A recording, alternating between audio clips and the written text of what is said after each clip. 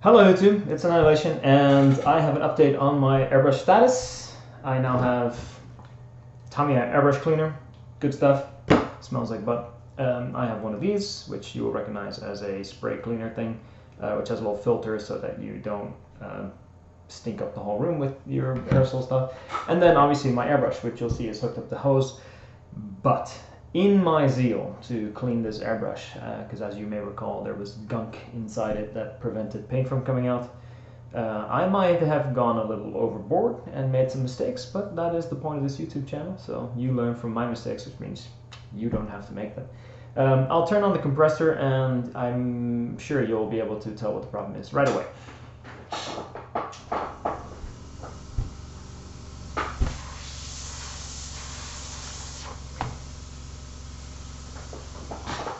Turn that off because it's going to be noisy. As you'll note, I did not touch the trigger. The trigger is in its locked position and air is escaping from the nozzle anyway. A quick YouTube search will reveal that the problem is the air seals, which of course, no surprise. And Google is great because you can simply type in airbrush exploded view, you get fantastic engineering diagrams which are labeled, and you soon find out that the problem is this second part, not the actual needle guard thing, the second screw off part that you can get.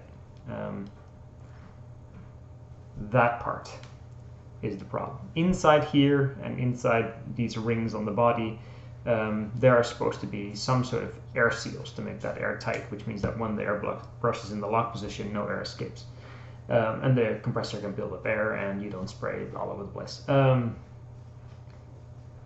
I think this cheap airbrush, which as you recall came with the compressor, it doesn't even have a brand name.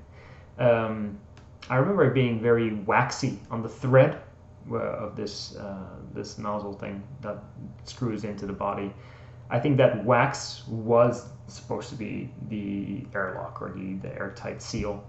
That is gone. There is no rubber O-ring in here. There are no Teflon coatings in here, as you would have with nicer airbrushes, more expensive airbrushes, which means I have to replace somehow the air seals in this without knowing which maker this is, which maker is Japanese, which brand this is, or what model number it is, etc., etc. Hopefully some standard sizes will fit. If you do have a brand and a model number, they simply sell O-rings and Teflon seals for these things, so that should be no problem. For me, another setback in the airbrushing department would be frustrating or discouraging if I was in a rush, but I'm not. And this time, I'm learning from the experiences. The last time I had an airbrush was many, many years ago. I was essentially a teenager. Foolish in the ways of the world, but it was a more expensive airbrush. I got it as a birthday gift. It was a Badger airbrush, which means that it had a component number or whatever, and I never did have the sealant issue because it was much easier to clean that one. I seem to recall you were able to get into this area very easily and clean it out, take out the needle, just clean the insides, no problem. This one is, that body is a single cast, which means you can't get anywhere, which is why it gunked up the first time. But for you, if you are thinking about getting into airbrushing, or you are airbrushing, or you're in my boat, you've just started, or just started again, don't let this intimidate you. Don't let it discourage you. These things are not that hard to understand. We live in a magical age of the internet. Here I am. And there you are. People, professional people, not me, professional airbrushers have great videos about how to resolve problems, how to prevent problems, tips and tricks, and basically there's a wealth of knowledge a click away.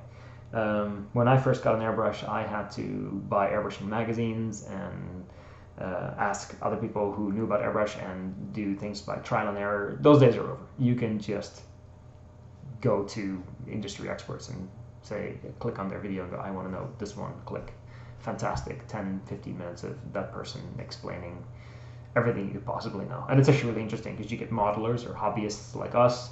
You get people who use airbrush for like cake and cookie decorations. It's a completely different set of people. And then you have people who airbrush professionally on an industrial scale. and all these people are there to share their experience, their knowledge with you.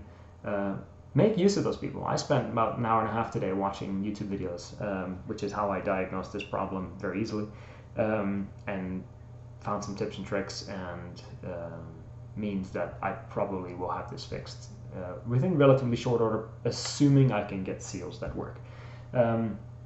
If I can't get seals that work, I'm seriously debating calling this a total loss, allowing the compressor itself to have cost me $150 and buying a better airbrush. But that is a more expensive option, which maybe you're not looking for because you want to save money to blow on models, not on buying new airbrushes to replace other new airbrushes. That being said, part of the fun of this hobby is learning new things, I think. Like, if you're just in it to produce finished products, then maybe you and I have different motives. But I won't say I enjoy all these problems, but I do enjoy solving them. I do enjoy learning how to prevent them in the future and things like that. So thank you very much for watching this Annihilation Airbrush update. My woes continue, so yours don't have to. Thanks for watching. We'll see you next time.